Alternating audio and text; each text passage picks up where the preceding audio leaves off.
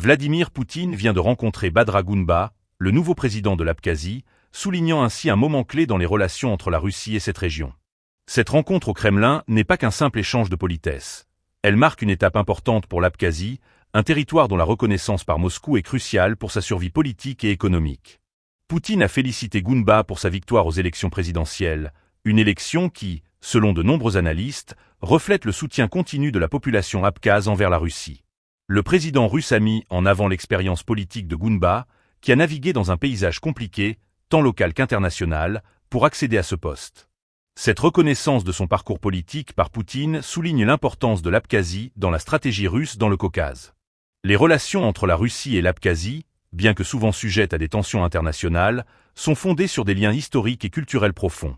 Poutine a évoqué la nature particulière de ces relations, mettant en évidence la dépendance de l'Abkhazie vis-à-vis de Moscou, notamment en matière de sécurité et de soutien économique. Cette situation est d'autant plus pertinente dans un contexte où l'Ukraine et d'autres pays de la région cherchent à renforcer leurs propres alliances. L'élection de Gunba a lieu dans un climat de méfiance et de défiance vis-à-vis des pays occidentaux. Le soutien de la Russie est perçu comme vital pour l'Abkhazie, qui aspire à une reconnaissance internationale plus large.